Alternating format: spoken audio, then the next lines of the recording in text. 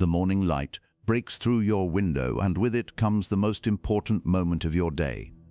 Not the meeting at 9, not the deadline at noon, but this very instant when consciousness returns and you have the power to shape everything that follows. The ancient Stoics understood something profound about mornings that most people don't discover until they're 60, looking back with regret at decades of wasted potential. But you don't have to wait that long. You can learn it now, at 20, at 30, at any age when you're ready to transform your life. Marcus Aurelius, the Roman emperor who ruled the known world, began each day not with thoughts of conquest or wealth, but with simple reflections that grounded him in wisdom. He wrote in his personal journal, later known as Meditations, reminding himself of fundamental truths before the chaos of the day could sweep him away. This practice wasn't just philosophical exercise, it was survival strategy for maintaining sanity and purpose in a world that constantly tried to pull him in 1,000 directions. The power of morning self-talk isn't some modern self-help invention. It's an ancient practice that shapes neural pathways, influences decision-making, and determines whether you'll live as a victim of circumstances or as the author of your own story. What you tell yourself in those first conscious moments sets the frequency for your entire day, like tuning an instrument before a performance. Get it wrong and everything that follows will be slightly off-key. Get it right and you'll move through your day with a harmony that others will notice but won't quite understand. Consider how most people begin their mornings. The alarm jolts them awake, and immediately their mind floods with worries about the day ahead. They reach for their phones, inviting the world's chaos into their consciousness before they've even formed a coherent thought. They stumble through morning routines on autopilot, already feeling behind, already stressed, already defeated. By the time they leave home, they've surrendered their mental sovereignty to external forces. They've become reactive rather than proactive, victims rather than agents of their own experience. But there's another way, a path discovered by ancient philosophers and validated by modern neuroscience.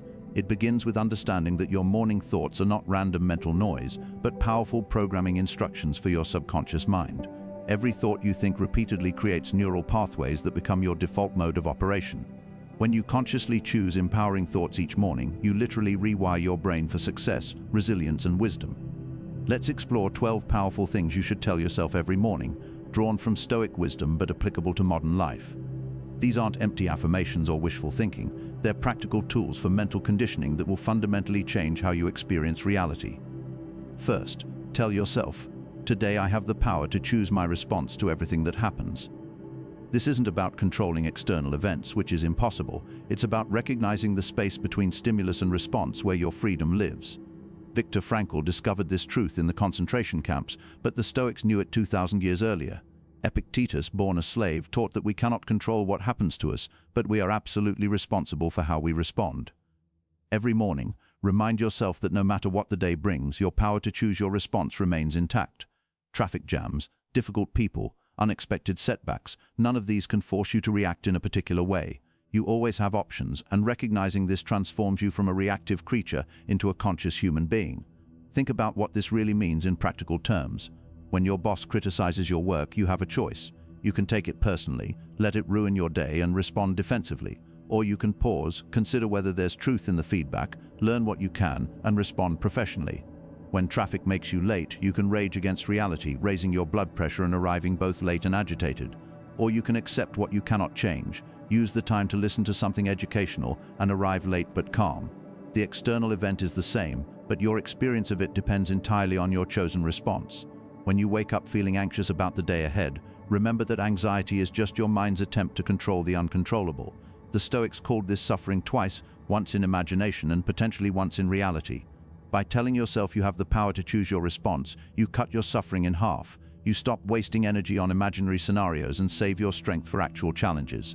This doesn't mean you won't feel initial emotions. You're human, not a robot, but it means you won't be enslaved by those emotions. You'll feel them, acknowledge them, and then choose your response based on wisdom rather than impulse. The neuroscience behind this is fascinating. When you consistently practice choosing your response rather than reacting automatically, you strengthen your prefrontal cortex, brain's executive center. This is like building a wise supervisor who can override the impulsive reactions of your limbic system. Over time, the pause between stimulus and response becomes more natural. You develop what psychologists call response flexibility, the hallmark of emotional intelligence and mental health. Second, remind yourself, "I am exactly where I need to be in this moment." This powerful statement cuts through the constant mental chatter about where you should be, what you should have accomplished by now, or how far behind you are compared to others. The Stoics understood that the present moment is the only time that actually exists, yet we spend most of our mental energy in the past or future. When you tell yourself you're exactly where you need to be, you're not endorsing complacency or giving up on growth. You're acknowledging that this moment, with all its imperfections, is your starting point. You can't begin your journey from anywhere else. This truth becomes especially powerful when you're facing difficulties. That challenging job, that difficult relationship, that health issue, these aren't cosmic mistakes or punishments. They're the exact circumstances you need for your current growth. The Stoics believe that the universe is perfectly ordered, even when we can't see the pattern. Marcus Aurelius wrote about how everything that happens is exactly what we need for our development, like a prescription from a wise physician. When you start your morning with this perspective, problems transform into opportunities, obstacles become training equipment, and your whole day becomes a gymnasium for character development. Consider how this principle applies to your current situation. Maybe you're in a job that feels beneath your potential. The conventional mindset says you're wasting time, falling behind, failing to live up to expectations. But what if this job is teaching you humility, patience, or appreciation for work you previously took for granted? What if it's showing you exactly what you don't want, clarifying your true calling? What if the financial pressure is teaching you resourcefulness and resilience you'll need for future success? When you trust that you're exactly where you need to be, you stop wasting energy on resistance and start extracting maximum value from your current circumstances. This doesn't mean accepting abuse or giving up on improvement. It means recognizing that growth happens through challenge, that strength develops through resistance, and that wisdom comes through experience, including difficult experience. A tree that grows in constant calm develops shallow roots and falls in the first storm. A tree that weathers winds and weather develops deep roots and unshakable strength. Your challenges are not obstacles to your growth, they are the mechanism of your growth. Third, tell yourself, today I will focus only on what is within my control. This is perhaps the most fundamental Stoic principle, yet it's one most people never truly grasp. We waste enormous energy trying to control other people's opinions, future outcomes, past events, and countless other impossibilities. Every morning, divide your concerns into two categories: things within your control and things outside it. Your efforts, your choices, your responses, your values, these belong to you. Everything else, other people's actions, the weather, the economy, your genetic makeup, these are not yours to control. This doesn't mean you become passive or indifferent. It means you become incredibly effective by concentrating all your energy where it can actually make a difference. Imagine two farmers facing drought. One spends his days cursing the sky, checking weather forecasts obsessively, and growing bitter about the unfairness of nature. The other focuses on improving his irrigation system, selecting drought-resistant crops, and conserving what water he has. Both face the same external challenge, but only one maintains his power and sanity. Every morning, choose to be the second farmer. The dichotomy of control extends to every area of life.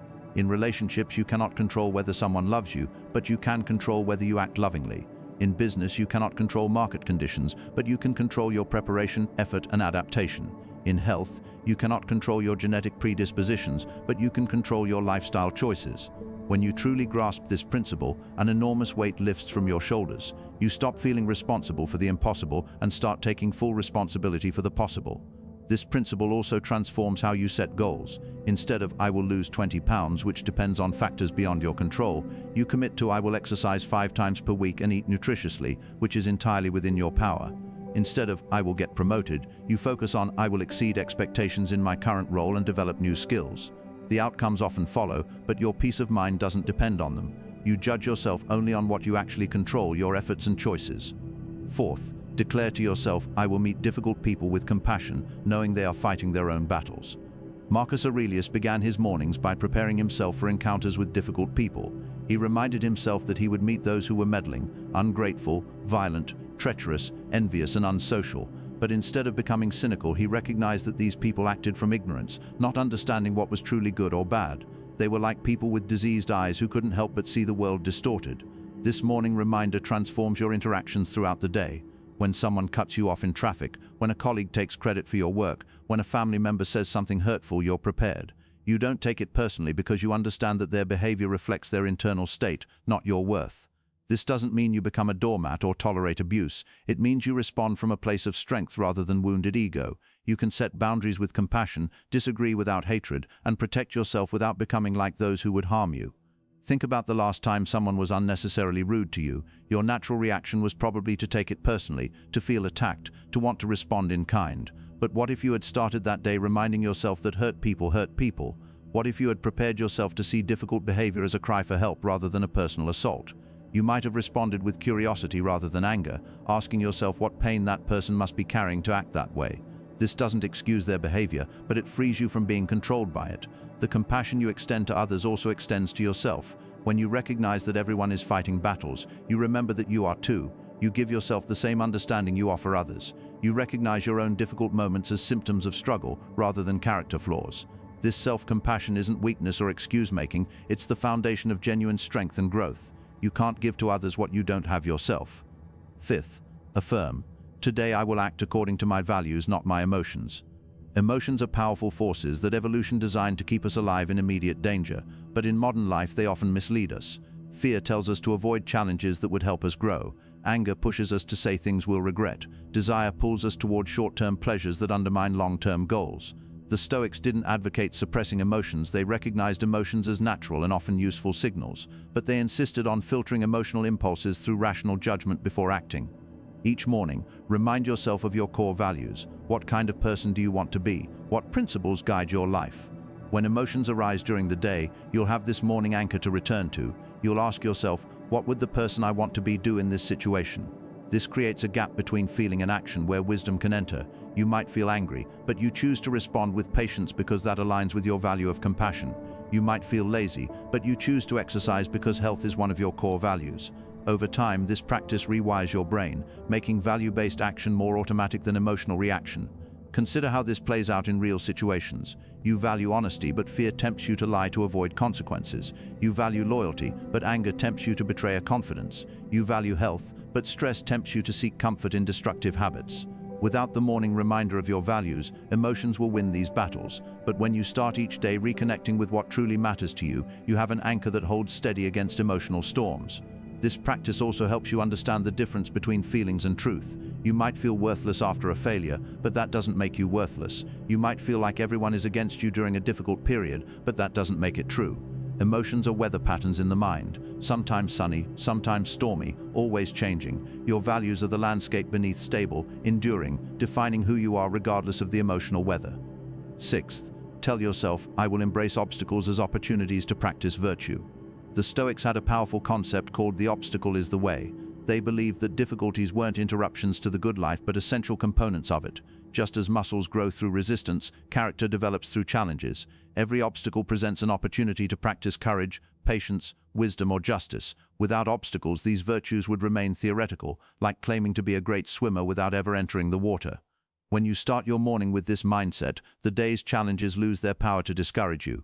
Traffic becomes an opportunity to practice patience. A difficult project becomes a chance to develop persistence. Criticism becomes an invitation to practice humility and discernment. This doesn't mean you seek out unnecessary hardship or pretend that difficulties are pleasant. It means you recognize that a life without challenges would be a life without growth, like a butterfly that never struggles out of its cocoon and therefore never develops the wing strength to fly. History's greatest figures understood this principle. Abraham Lincoln faced repeated failures and setbacks that would have crushed someone who saw obstacles as punishments rather than training. Each defeat taught him something essential for his eventual role in preserving the Union. Thomas Edison's thousands of failed experiments weren't failures in his mind, they were successful discoveries of what didn't work, each one bringing him closer to what would. When you adopt this morning mindset, you join the ranks of those who transform obstacles into stepping stones. The practical application of this principle changes everything about how you approach problems.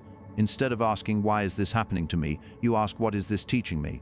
Instead of seeing setbacks as evidence that you're on the wrong path, you see them as the path itself. The obstacle isn't something to be eliminated so you can get on with your life working with the obstacle as your life. This shift in perspective transforms frustration into fascination, victimhood into victory. Seventh, remind yourself, my worth is not determined by external achievements or others' opinions. In our achievement-obsessed culture, this might be the most radical thing you can tell yourself. We're conditioned from childhood to seek validation through grades, salaries, social media likes, and countless other external metrics. But the Stoics understood that true worth comes from character, not accomplishments. A good person facing failure maintains their worth, while a bad person achieving success remains worthless. This morning reminder frees you from the exhausting hamster wheel of constant comparison and validation seeking. You still pursue goals and excellence, but from a place of intrinsic motivation rather than desperate need for approval. When you fail, you don't question your fundamental worth. When you succeed, you don't inflate with temporary pride that will deflate with the next setback. You become like a mountain. Storms may rage around you, but your essential nature remains unchanged. Think about how much mental energy you waste worrying about others' opinions. You replay conversations, wondering if you said the right thing. You check social media, comparing your life to others' highlight reels. You make decisions based on what will impress people rather than what aligns with your values. This external focus scatters your power and leaves you constantly anxious, never quite measuring up to impossible standards. But when you start each morning affirming your inherent worth, you reclaim that scattered power. This doesn't mean becoming arrogant or dismissive of feedback. It means developing what the Stoics called autarkeia, self-sufficiency of character. You listen to others' perspectives with interest but not desperation. You consider criticism thoughtfully but don't let it define you. You celebrate achievements without becoming attached to them. Your worth becomes an internal constant rather than an external variable, providing stability in an unstable world. 8th, declare today I will practice gratitude for what I have while working toward what I want. Gratitude and ambition often seem like opposites. How can you be satisfied with what you have while striving for more? The Stoics resolved this paradox by recognizing that gratitude is about perspective, not complacency. You can appreciate your current health while working to improve it. You can be grateful for your job while developing skills for a better one. Gratitude provides the emotional foundation that makes sustainable progress possible.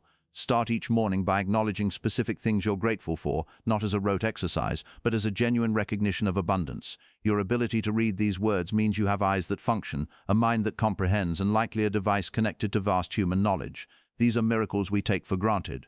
When you begin from gratitude, your efforts throughout the day come from fullness rather than emptiness, from appreciation rather than desperation. This makes you more effective and certainly more pleasant to be around. The neuroscience of gratitude is compelling. Regular gratitude practice literally rewires your brain, strengthening neural pathways associated with positivity and weakening those associated with negativity. It's like changing the default settings on a computer. Without conscious intervention, your brain defaults to negativity, an evolutionary survival mechanism that's less useful in modern life. But when you start each morning with